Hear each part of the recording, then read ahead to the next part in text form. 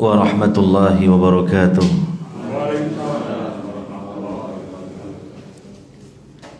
Alhamdulillahi rabbil alamin.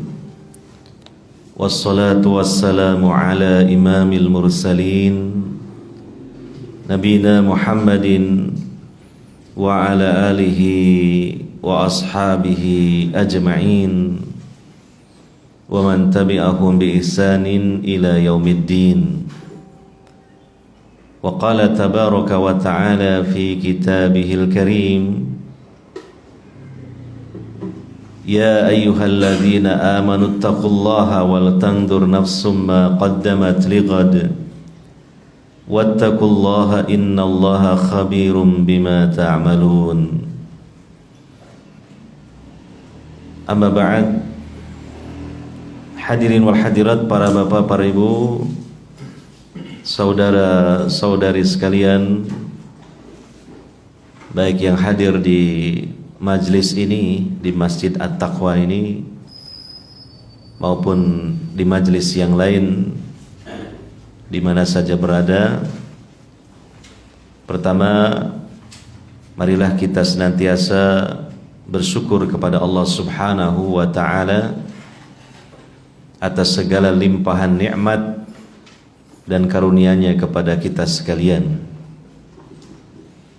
Nikmat yang banyak sekali, yang tidak mungkin kita mampu untuk menghitungnya.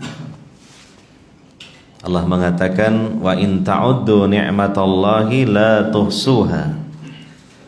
Jika kalian berusaha untuk menghitung-hitung nikmat Allah, niscaya kalian tidak akan mampu untuk menghitungnya. Hanya saja mungkin sebagian dari nikmat-nikmat Allah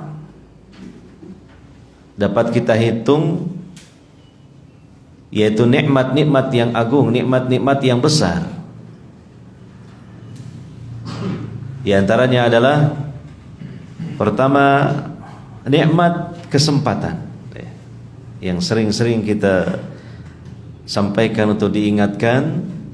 Kenapa demikian? Karena kesempatan kita hidup di dunia ini singkat dan terbatas.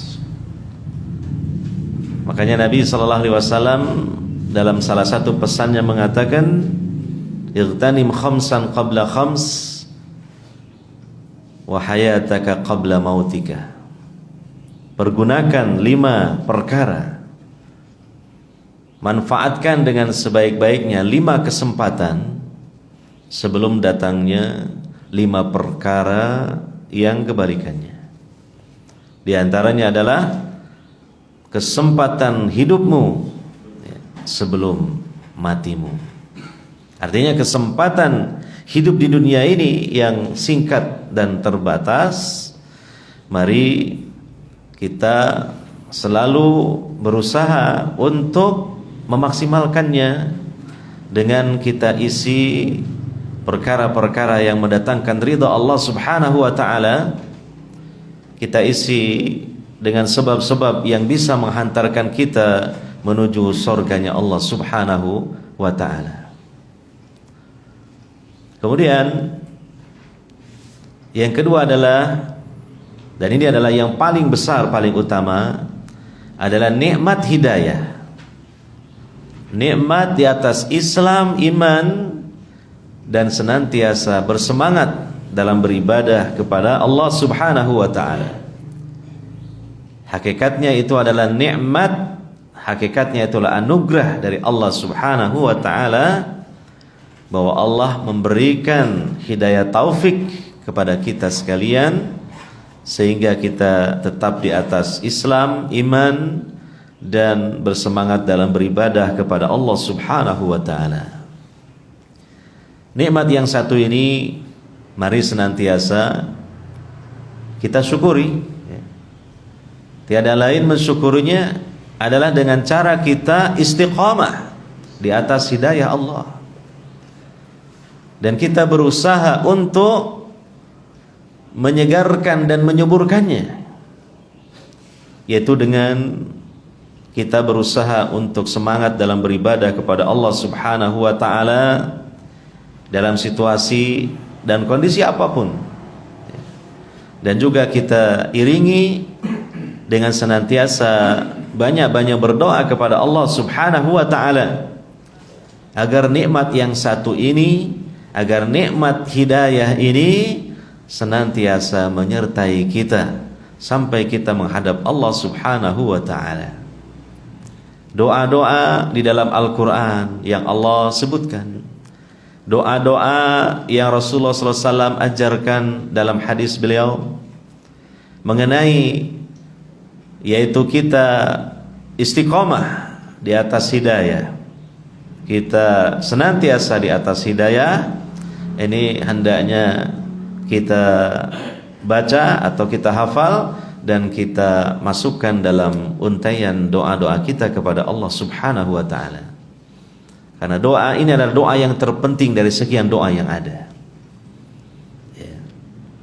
Seperti misalnya di dalam Al-Qur'an doa Rabbana la tuzigh qulubana ba'da idh hadaitana wa hab lana min ladunka rahmah innaka antal wahhab. Atau doa yang lain, Rabbana afrigh alaina sabra wa tawaffana muslimin. Ya Allah, limpah curahkan untuk kami kesabaran. Kesabaran di dalam melaksanakan ketaatan kepada Allah, kesabaran dalam meninggalkan larangan-larangan Allah, kesabaran dalam menghadapi ujian dari Allah. Dan wafatkanlah kami dalam keadaan tetap berada di atas Islam. Nah, ini meminta kepada Allah Subhanahu wa taala istiqomah di atas hidayahnya. Demikian dalam hadis atau sunnah Nabi sallallahu alaihi wasallam di antaranya, ya muqallibal qulub tsabbit qalbi ala dinik, ya musarrifal qulub sarrif qalbi ila ta'atik.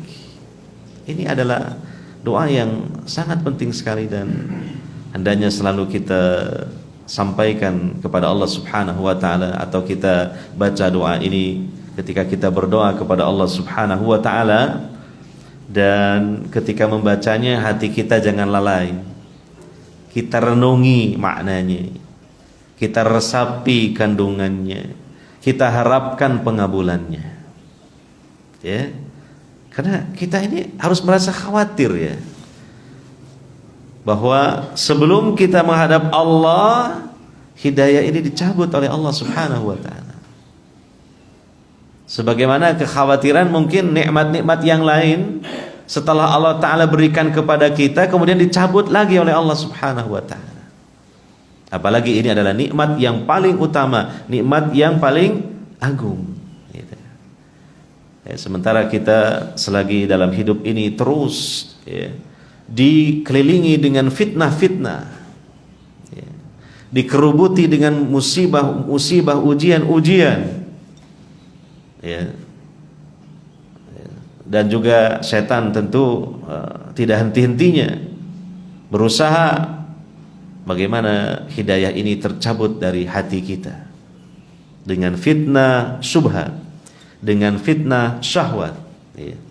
Ini membuat kita harus khawatir. Oleh karenanya kita hendaknya banyak-banyak memohon pertolongan kepada Allah Subhanahu wa taala melalui doa-doa agar Allah Subhanahu wa taala tetap mengokohkan, meneguhkan di dalam hati kita ini hidayahnya, hidayah atas Islam, di atas iman, dan tetap semangat dalam beribadah kepada Allah Subhanahu wa taala. Hadirin wal hadirat yang dimuliakan oleh Allah Subhanahu wa taala, alhamdulillah pada kesempatan subuh di hari ini kita diberi kekuatan, kita diberi taufik oleh Allah Subhanahu wa taala sehingga kita dapat bangun pagi sekali, bahkan subuh, bahkan mungkin sebelum subuh gitu. Dan kita kemudian berdoa kita berzikir kepada Allah Subhanahu wa taala, kita melaksanakan salat malam di penghujung malam, ya. Kita memperbanyak istighfar kepada Allah Subhanahu wa taala. Kemudian juga kita bisa berangkat ke masjid untuk melaksanakan sholat subuh secara berjamaah, ya. Yang tidak lupa juga kita iringkan dengan sholat sunnah rawatibnya, yaitu sholat sunnah 2 rakaat qabliyah sholat subuh, ya. Yang itu sangat besar sekali pahalanya, ya. Yang mana Nabi Muhammad SAW saja tidak pernah beliau meninggalkannya, baik dalam keadaan safar apalagi dalam keadaan mukim, ya. Safar saja tidak ditinggalkan oleh Nabi sallallahu alaihi wasallam, apalagi dalam keadaan mukim. Nah, demikian juga kita berusaha untuk senantiasa melaksanakannya, ya. Kemudian setelah itu juga kita alhamdulillah di majelis yang mulia ini bersama-sama kita lanjutkan dengan ibadah yang lain yang juga sangat besar sekali pahalanya, yaitu thalabul ilmi, mempelajari agama Islam ini, mempelajari ayat-ayat Al-Quran, mempelajari sunnah-sunnah Nabi Sallallahu Alaihi Wasallam.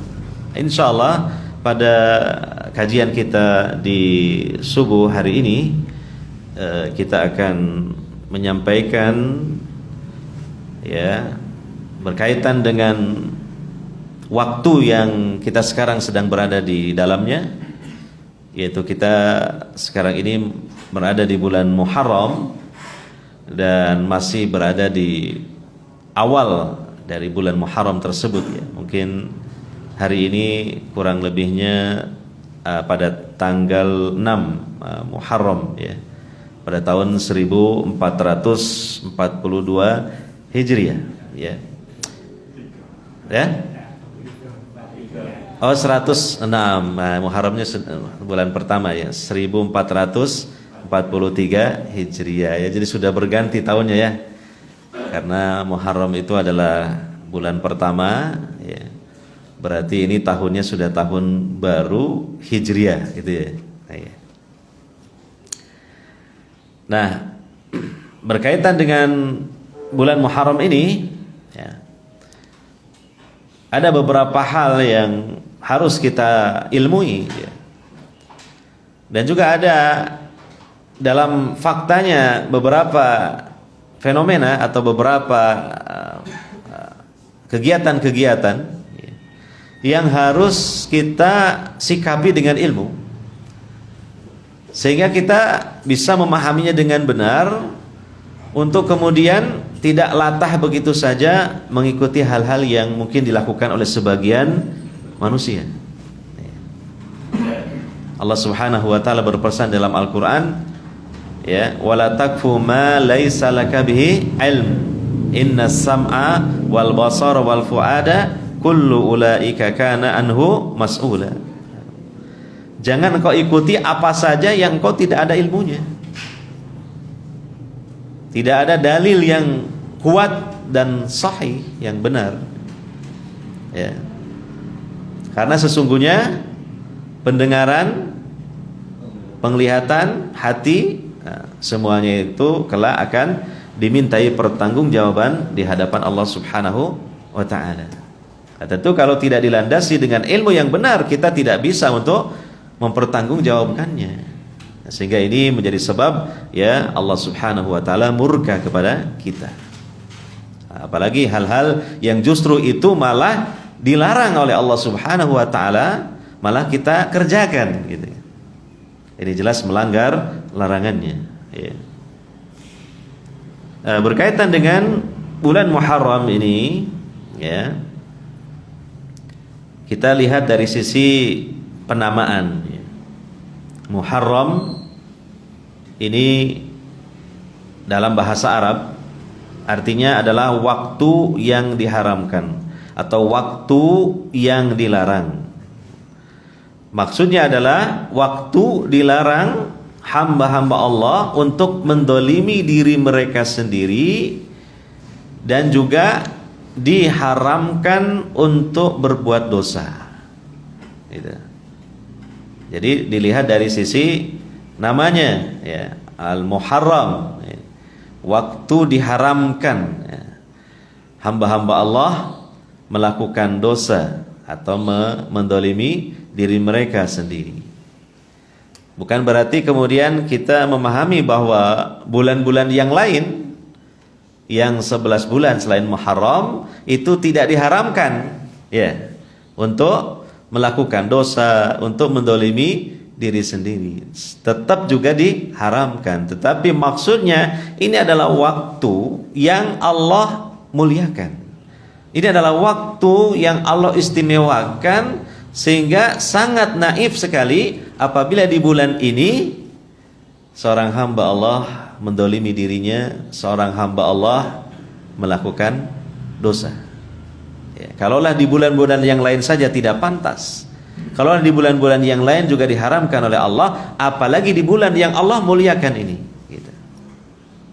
Ya, sebenarnya nama untuk bulan ini sebelum Nabi Muhammad SAW diutus, jadi di kalangan orang Arab dahulu itu disebut dengan As-Safarul Awal.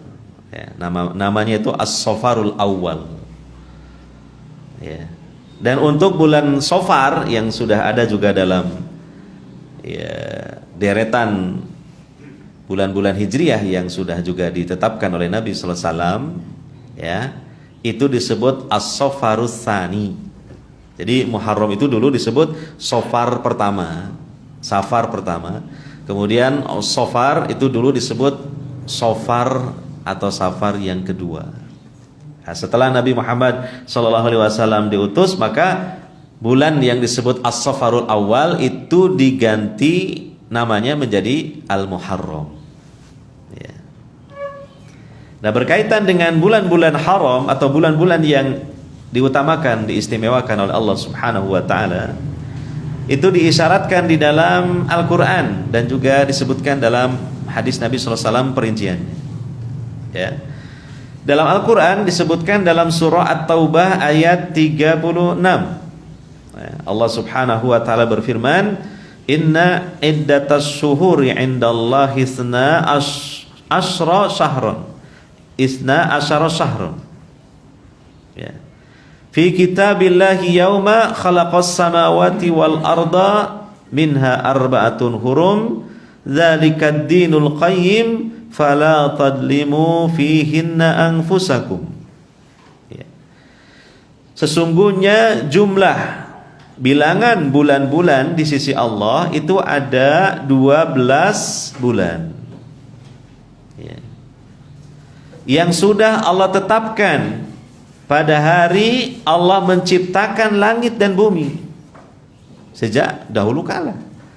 Tatkala Allah Subhanahu wa taala menciptakan langit dan bumi, ditetapkan bahwa hitungan bulan dalam putaran 1 tahun ada berapa? 12. Ya, dalam perhitungan kalender Masehiyah atau juga, ya, Syamsiyah itu juga 12 juga kan, ya.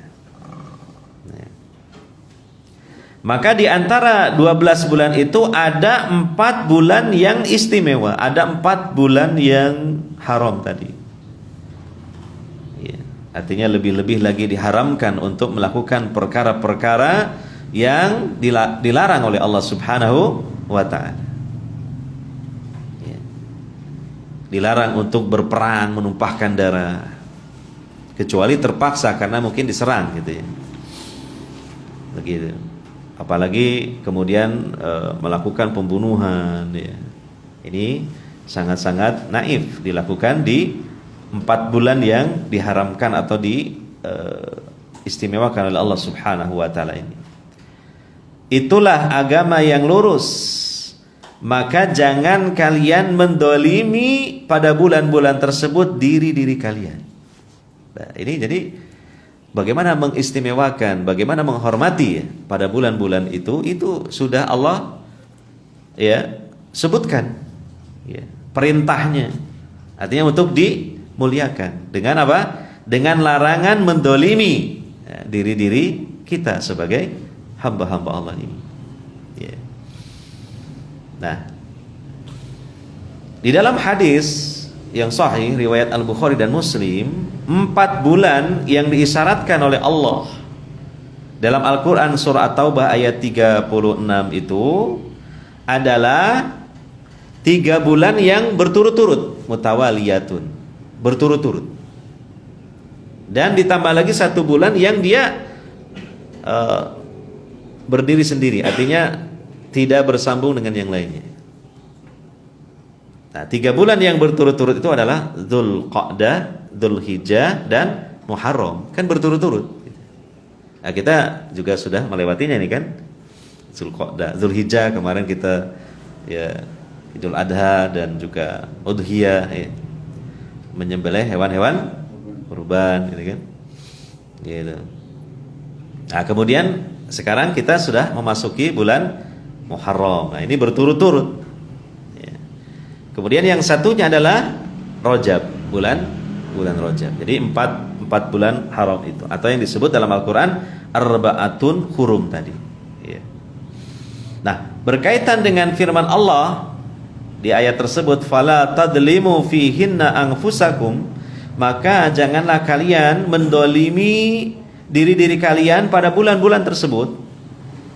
Ini salah satu penjelasan disampaikan oleh seorang sahabat ya, yaitu sahabat Ibnu Abbas radhiyallahu anhuma, yang mana beliau ini adalah seorang sahabat yang paling alim dalam tafsir Al-Qur'an ya. Dan itu juga diantaranya berkat doanya Nabi sallallahu alaihi wasallam ya. Beliau menjelaskan ya, faja'alahunna huruman wa 'azzama hurumatihinna wa ja'ala ad-danba fihinna a'zama wal 'amala as-saliha wal ajra a'zama. Maka Allah Subhanahu wa taala menjadikan 4 bulan haram tersebut ya, menjadi bulan-bulan yang istimewa, dan Allah mengagungkan, artinya membesarkan ya, perkara-perkara yang diharamkan ketika dilanggar.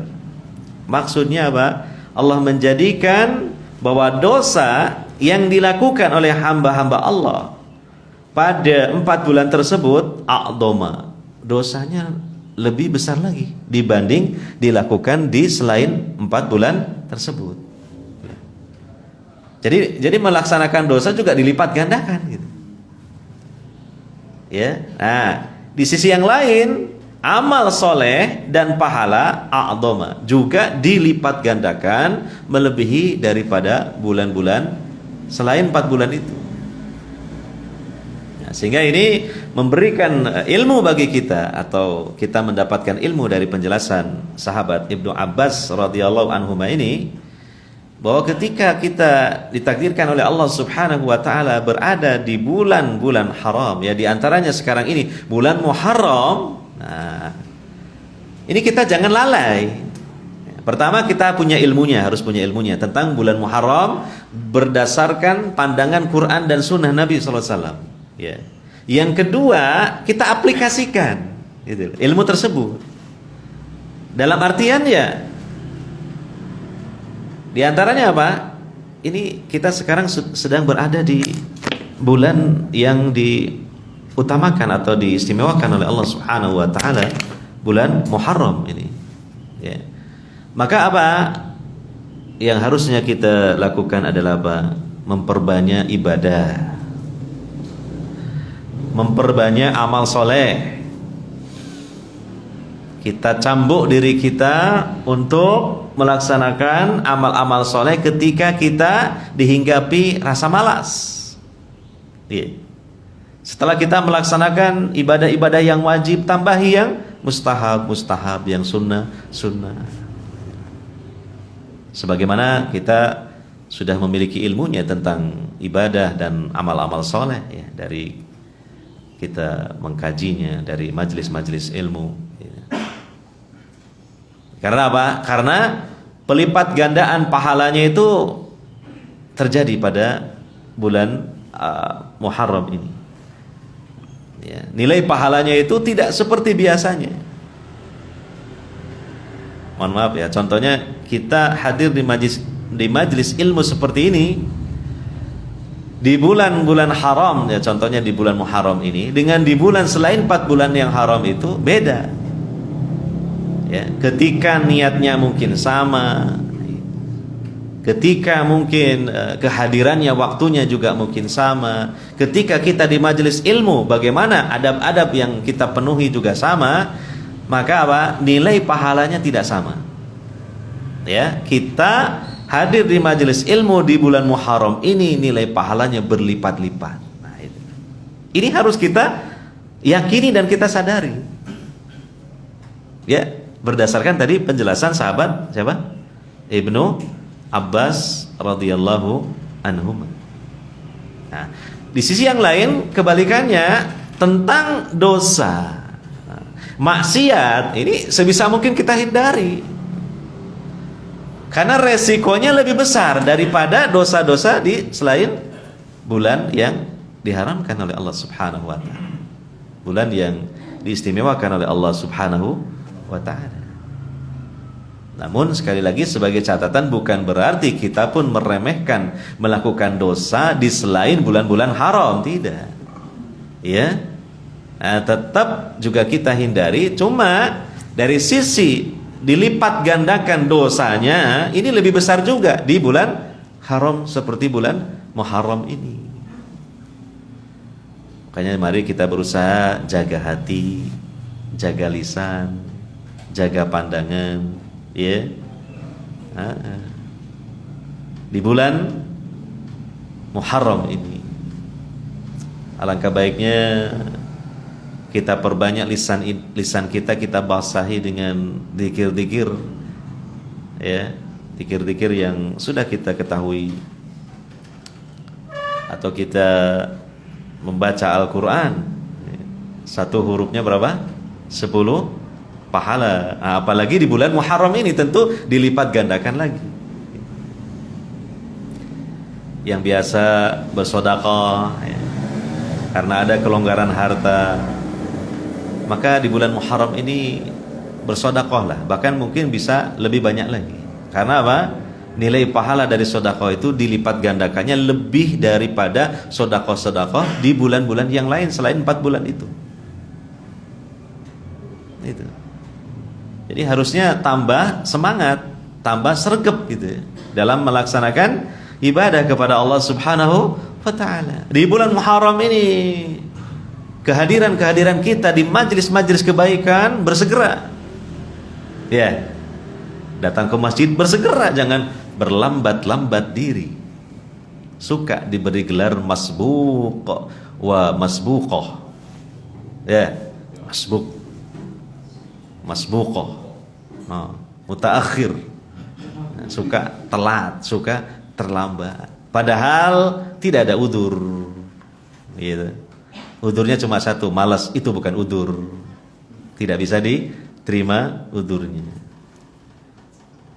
Nah, ini kita sedang berada di bulan yang istimewa.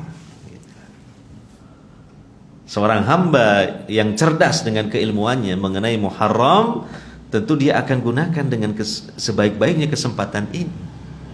Karena semacam akselerasi, percepatan dalam mendapatkan apa?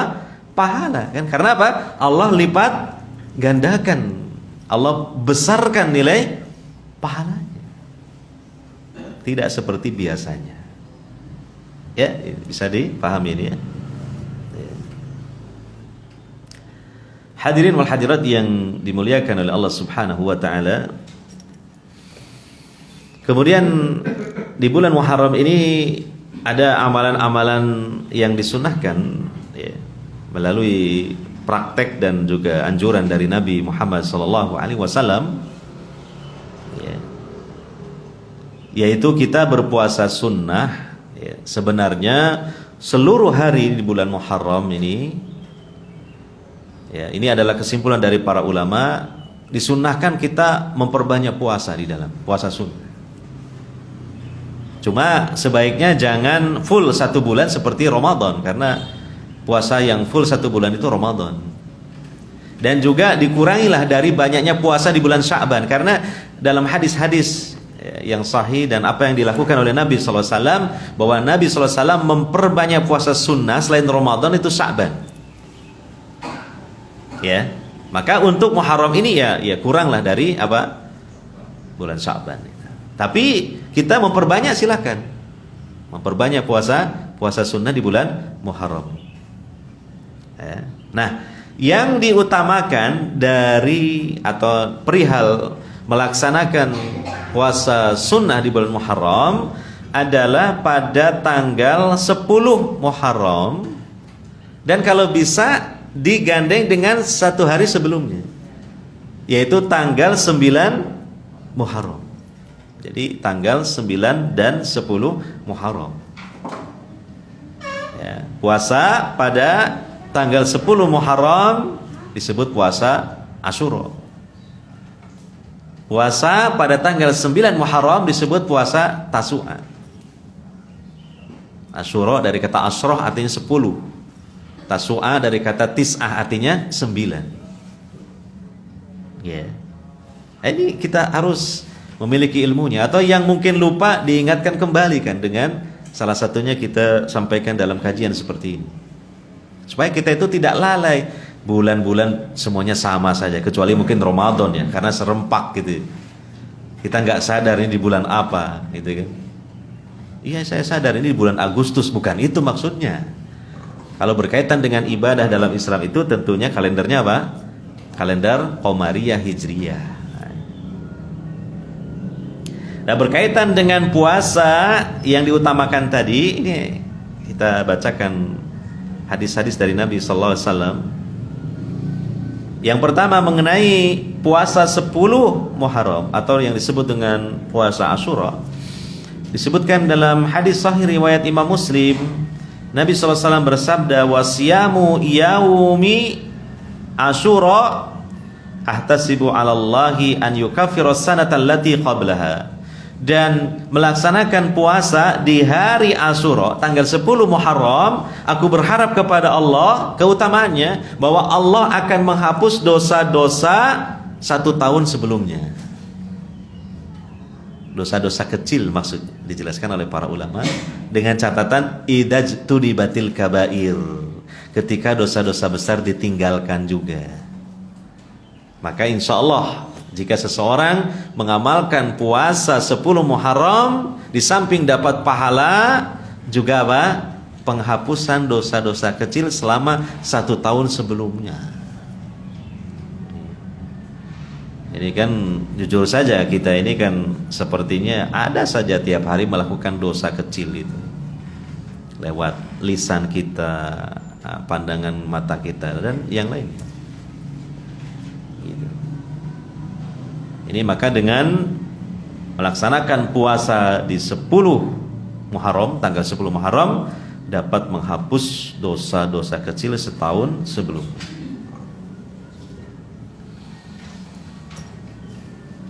Nah, jadi kita nanti kalau sudah mendekati atau mungkin sehari sebelumnya, kita ingatkanlah yang lain-lainnya juga melalui WhatsApp ataupun yang lainnya ya, supaya kita juga tidak kebablasan gitu ya. Iya. Sayang sekali kesempatan ini jangan disia-siakan. Kemudian yang kedua mengenai puasa Tasu'a tanggal 9 Muharram, juga disebutkan dalam hadis yang sahih riwayat Imam Muslim, an Abdullah bin Abbas radhiyallahu anhuma yaqul,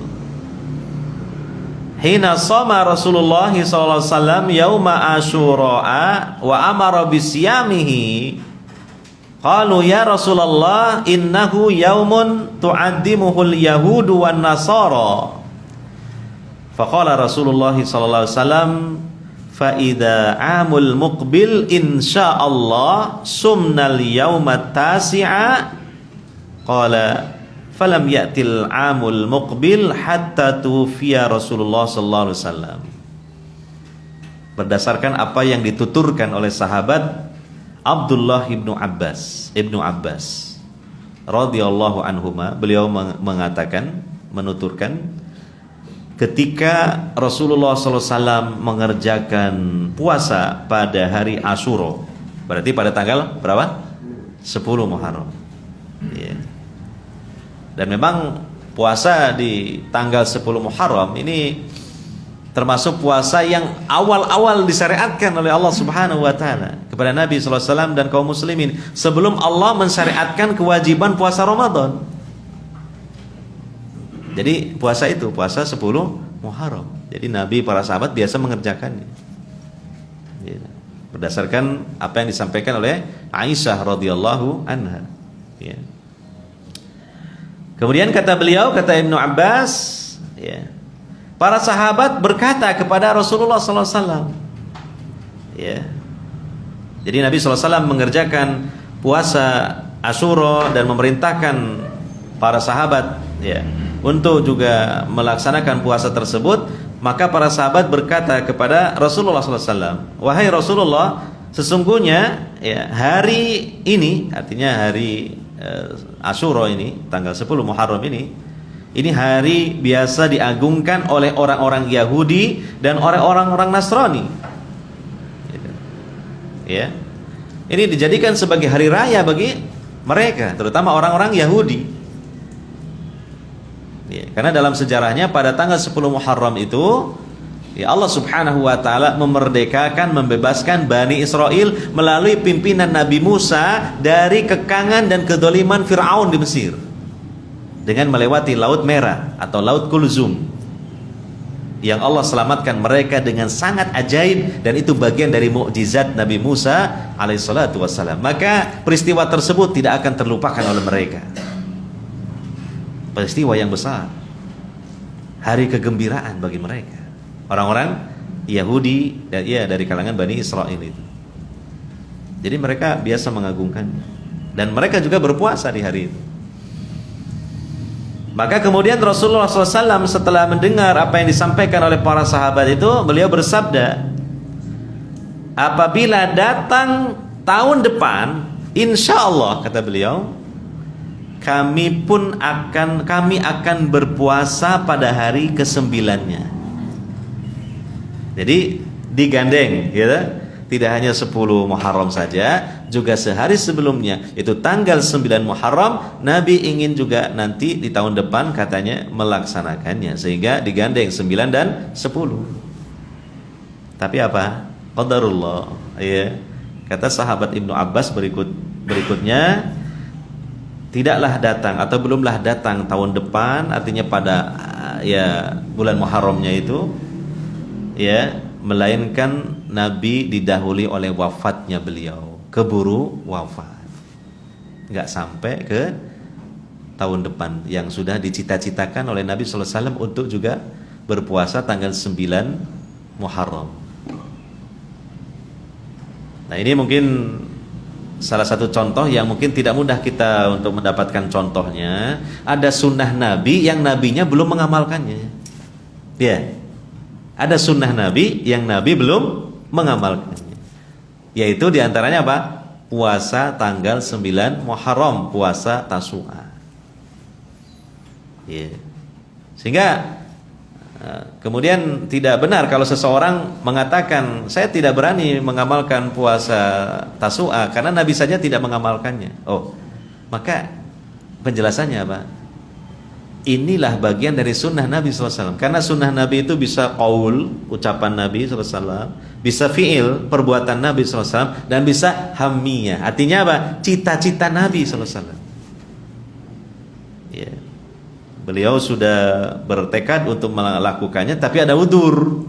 Bahkan ini udzur yang sudah tidak bisa lagi dielak lagi, yaitu wafat, kematian. Ya.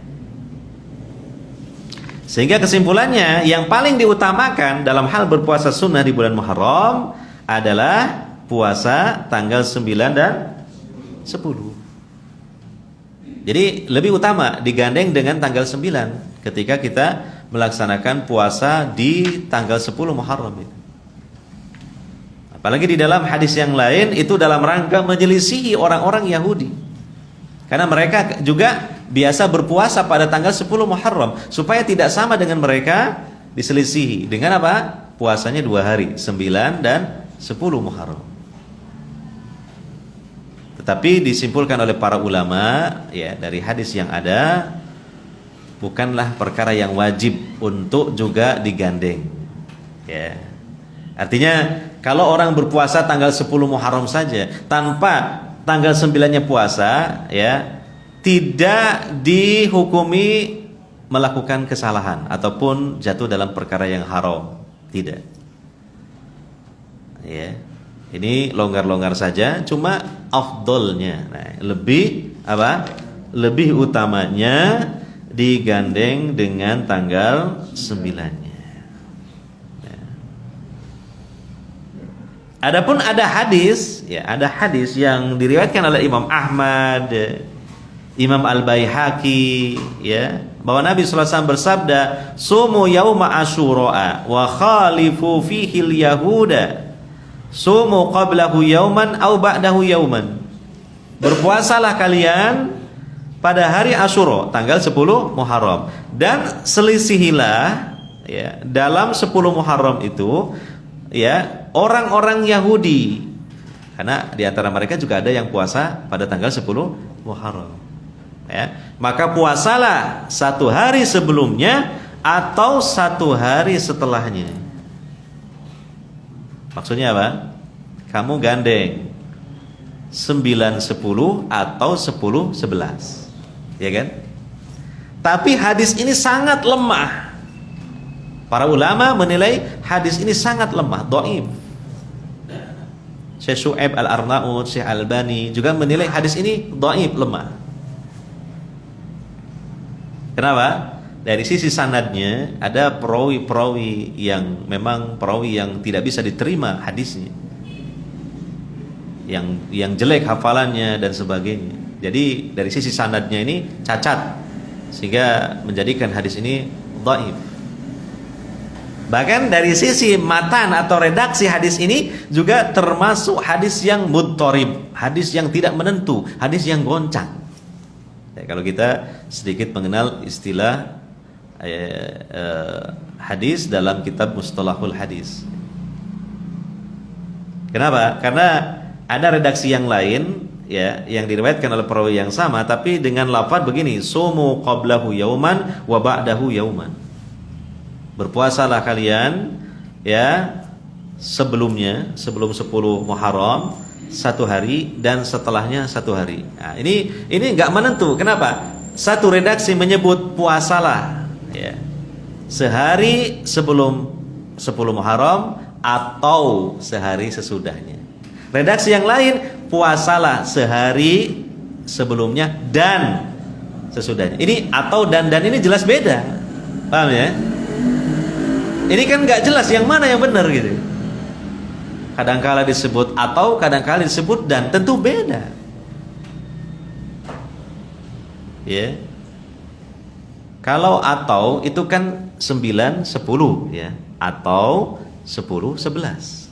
Tapi kalau dan berarti 3 hari malah. 9, 10 dan 11. Nah, jadi kan bingung. Nah, ini namanya mudtarib dalam matan, idtirab dalam matan, dalam redaksi hadis.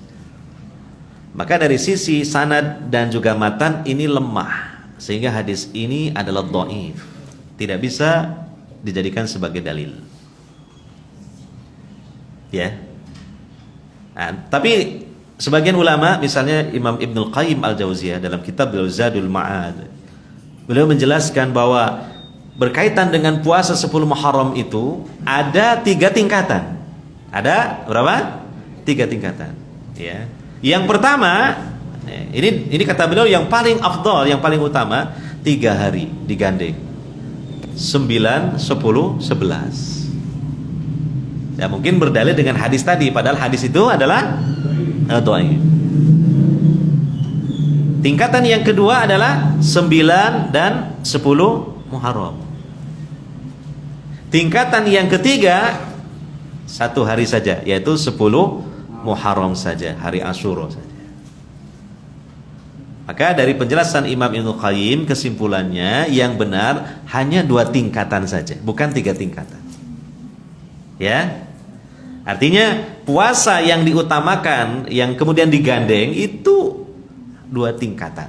Yang pertama, ini yang paling afdol, 9 dan 10 Muharram. Nah, tadi sudah kita sampaikan hadisnya kan? Ya.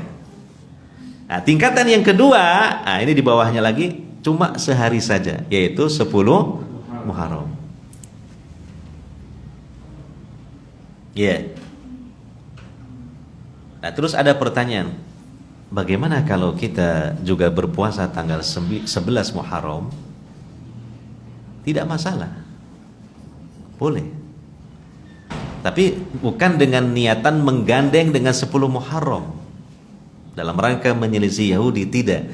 Menggandeng 10 Muharram dalam rangka menyelisih Yahudi, dan ini adalah dianjurkan oleh Nabi SAW karena beliau pun bercita-cita untuk mengamalkannya, adalah tanggal 9, sehingga 9 dan 10. Namun sekali lagi, kalau kemudian kita juga tanggal 11 puasa, tidak masalah, boleh. Karena apa? Pada penjelasan awal tadi sudah kita sampaikan bahwa hari-hari di bulan Muharram ini disunnahkan memperbanyak apa? Puasa sunnah. Kira-kira bisa dipahami ya? Bisa dipahami, mudah-mudahan. Nah. Hadirin wal hadirat yang dimuliakan oleh Allah Subhanahu wa taala. Berkaitan dengan hari Asyura atau tanggal 10 Muharram ini, ada dua kelompok yang salah dalam keyakinan dan sikap mereka. Ini ada dua. Yang pertama, mereka yang bergembira dan menjadikannya sebagai hari raya. Ini adalah mereka mengikuti jejak orang Yahudi. Jadi 10 Muharram atau Asyura dijadikan sebagai hari raya, seperti Idul Fitri, Idul Adha, ya itu.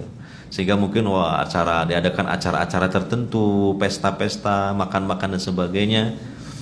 Nah, ini adalah hal yang salah, mengikuti orang Yahudi, karena mereka orang Yahudi menganggap 10 Muharram ini hari raya bagi mereka, sebab hari yang sangat bersejarah. Mereka, nenek moyang mereka dimerdekakan oleh Allah Subhanahu wa taala dari penindasan Firaun di Mesir. Maka ini jangan kita ikuti. Wah.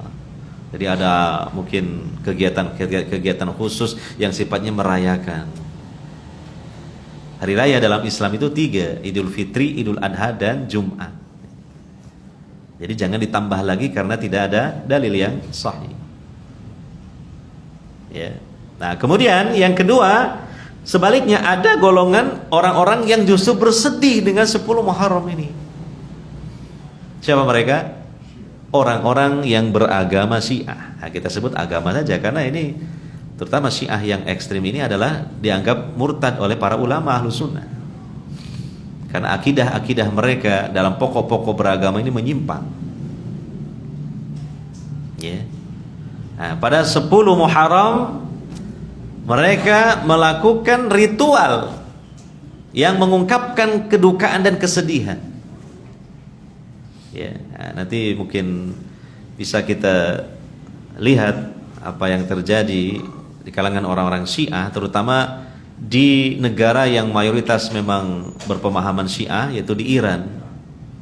Pada tanggal 10 Muharram, mereka laki-laki, wanita, tua, muda, anak-anak keluar dari rumah mereka dan rata-rata menggunakan pakaian serba putih dan mereka membawa senjata tajam. Ya, mereka kemudian apa?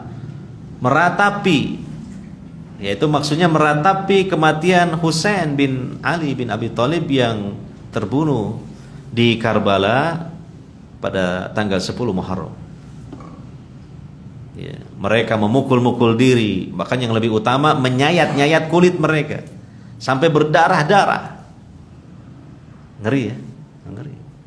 Sudah diajari oleh mereka kepada anak-anak mereka untuk menumpahkan darah, tapi konyolnya menumpahkan darah sendiri dalam rangka meratapi kematian.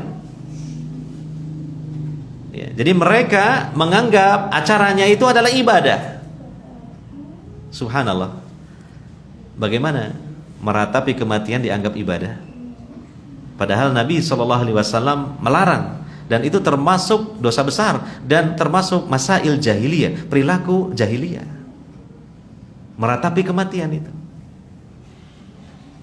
Nah, disebutkan dalam hadis misalnya seorang wanita yang meratapi kematian seseorang. Kenapa disebut wanita? Karena biasanya wanita itu lebih halus perasaannya dan lebih terbawa dengan keadaan yang menyedihkan. Tapi artinya laki-laki pun juga sama hukumnya. Meratapi kematian, maka pada hari kiamat Allah akan pakaikan untuknya ya jubah dari ter, artinya timah yang panas, dan juga ya pakaian dari sesuatu yang sangat gatal seperti kudis. Ini ancaman bagi orang yang meratapi kematian. Dan juga di hadis yang lain riwayat Al-Bukhari, Nabi mengatakan laisa minna man latamal khududa wa saqqal juyuba wa da'a bid'awal jahiliyah. Bukan termasuk golongan kami orang yang menampar-nampar pipinya. Ya, karena sebagai ungkapan apa? Meratapi kematian. Atau menyobek-nyobek bajunya. Ya, atau meneriakkan teriakan jahiliyah. Dakwah-dakwah jahiliyah. Nah, ini bagaimana orang-orang Syiah ya, menjadikan sesuatu yang itu dilarang oleh Nabi sallallahu alaihi wasallam sebagai ibadah. Semakin banyak lukanya, keluar darahnya, semakin besar pahalanya. Sungguh ini sebuah kebodohan. Maka kita berlindung kepada Allah, dan semoga Allah melindungi kita dan kaum muslimin, ya, terutama keluarga kita, dari syubhat agama Syiah ini, karena di atas namakan Islam, padahal Islam berlepas diri dari akidah dan juga bentuk-bentuk ibadah mereka itu. Ini terjadi pada 10 atau setiap tanggal 10 Muharram di hari Asyura itu. Hadirin wal hadirat yang dimuliakan oleh Allah Subhanahu wa taala. Demikian juga di kalangan kaum muslimin yang juga menganggap diri mereka ahlus sunnah ya, sebagian dari mereka juga masih jatuh dalam kesalahan bahkan kebodohan. Bahkan ini adalah sebuah dosa-dosa yang besar, yaitu pada hari Asyura ya. Di antara mereka ada yang ya, mereka memberikan sesaji sebagai bentuk persembahan kepada yang menguasai menurut mereka tempat tertentu, yang menguasai laut, yang menguasai gunung. Ya, mungkin di pesisir pantai selatan ada satu khurafat yang mungkin sampai sekarang belum juga hilang, keyakinan tentang Nyi Roro Kidul. Maka di bulan Muharram, mungkin di tanggal 10 itu mereka mengadakan acara atau ritual untuk melarung sesaji di laut selatan sebagai bentuk persembahan atau sesaji untuk Nyi Roro Kidul, supaya Nyi Roro Kidulnya tetap ridho gitu. Iya tuh. Supaya tidak uring-uringan gitu, sehingga nanti akan terjadi bala bencana gitu. Ini kan keyakinan seperti ini kufur atau syirik gitu, yang mendatangkan manfaat mudarat, yang menguasai segala tempat di alam semesta ini tiada lain hanyalah Allah Rabbul Alamin. Adapun yang lainnya semuanya makhluk. Ya, jin ya, kalaupun memang Nyi Roro Kidul itu ada, itu dari bangsa jin ya, yang disebut mungkin siluman dan demit, itu intinya jin itu. Maka jin seperti manusia, Allah perintahkan untuk beriman, Allah perintahkan untuk beribadah kepada Allah Subhanahu wa taala. Allah larang jin dan manusia untuk menyekutukan Allah Subhanahu wa taala dengan siapapun dan apapun juga. Tapi anehnya ada sebagian manusia malah memperhambakan dirinya kepada sebagian bangsa jin. Nah, ini kebodohan, ini jahiliyah. Ini menyimpang dari ajaran tauhid yang pertama-tama diajarkan oleh Nabi Muhammad sallallahu alaihi wasallam. Ini terjadi mungkin di sebagian tempat pada hari Asyura atau bulan Muharram. Ada lagi yang mungkin daerah pegunungan ya, supaya nanti tidak terjadi gunung meletus, mereka mengadakan ritual menyembelih hewan sembelihan, kemudian dilemparkan ya, mungkin kepalanya ke sebuah kawah gunung, melempar kepala kerbau gitu ya, untuk persembahan. Ini adalah syirik ya. Bukankah Allah Subhanahu wa taala berfirman dalam Al-Qur'an, "Fasholli li rabbika wanhar." Salatlah kepada Rabbmu Allah Dan sembelihlah, artinya menyembelih yang sifatnya pendekatan diri, ya, taqarrub, itu tidak boleh kecuali kepada Allah Subhanahu wa ta'ala. Karena kalau kepada selain Allah itu adalah syirik, dan syiriknya syirik besar. Nah, ini terkadang mungkin ada sebagian orang ya membenarkan ritual tersebut atau keyakinan tersebut karena dianggap itu adalah tradisi, tidak apa-apa. Itu adalah warisan nenek moyang yang harus kita lestarikan. Itu bagian dari kearifan lokal katanya.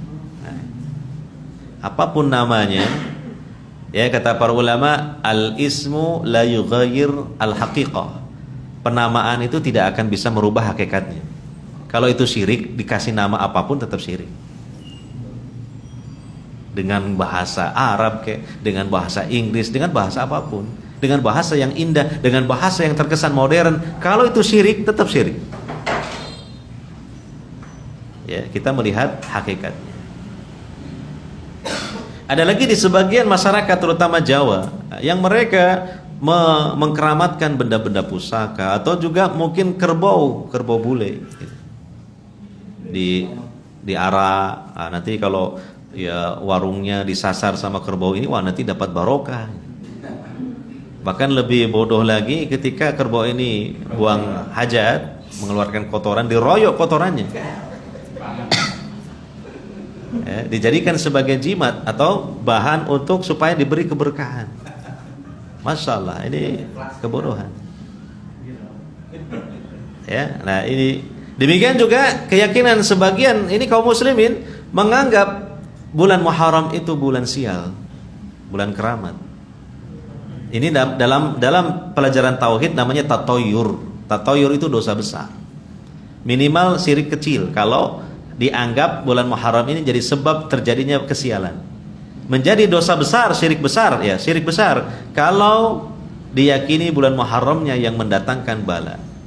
Makanya ada sebagian orang, ya, kalau mau melaksanakan hajatan, pernikahan, ya, mereka menghindar bulan Muharram, digeser. Ya, makanya mungkin para penghulu di bulan Muharram ini sepi dari orderan gitu. Oleh karenanya kalau kita ini ya ada yang mau menikah atau putra-putri menikah, justru cari bulan Muharram. Nanti tidak terlalu panjang antriannya. Itu. Nanti Pak penghulunya itu kita setting di jam berapapun siap gitu loh. Ya karena sepi yang pesen untuk menikahkan, maksudnya bukan menikahkan, memimpin pernikahan penghulu. Dan kalau bisa justru kalau bisa ya kita pilih itu bulan-bulan haram, ya, mau bulan-bulan keramat, ya, bulan-bulan yang dianggap sial, untuk memberikan edukasi kepada masyarakat, memberikan pelajaran. Ini loh kita ya sengaja melaksanakan ini di bulan yang dianggap tabu oleh masyarakat. Ternyata ya tidak ada masalah, tidak ada apa-apa. Semua terjadi berdasarkan takdir dari Allah Subhanahu wa ta'ala. Saya berulang-ulang menjadi penceramah akdun nikah di teman-teman yang sudah ngaji itu di bulan-bulan yang dianggap keramat oleh masyarakat. Di antaranya bulan Muharram itu.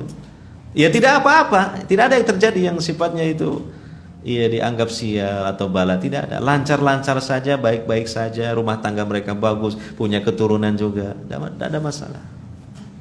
Itu anggapan khurafat. Ya, jadi inilah ya bagaimana ilmu kita menyikapi bulan Muharram ini. Mungkin itu tadi selayang pandang saya sampaikan ya kurang lebihnya, sehingga mudah-mudahan kita memiliki keyakinan dan amaliyah-amaliyah yang benar berkaitan dengan bulan Muharram, sehingga kita mendapatkan ridho dari Allah Subhanahu wa ta'ala dan kita dihindarkan dari kemurkaan Allah Subhanahu wa ta'ala. Justru bulan Muharram ini sebagai wasilah, sebagai sebab kita mendapatkan peningkatan nilai-nilai pahala, ya, dengan kita melaksanakan banyak-banyak ibadah. Tentu ibadah-ibadah yang disyariatkan dalam Islam, dituntunkan oleh Rasulullah sallallahu alaihi wasallam. Dan terakhir kita mengharap kepada Allah Subhanahu wa taala, semoga Allah Subhanahu wa taala memberikan taufiknya kepada kita semua. Nah, demikian, semoga bermanfaat. Kita akhiri dengan doa kafaratul majlis. Subhanakallahumma wa bihamdika asyhadu an la ilaha illa anta astaghfiruka wa atubu ilaik. Wa sallallahu ala nabiyyina Muhammadin wa ala alihi wa sahbihi ajmain. Wassalamualaikum warahmatullahi wabarakatuh.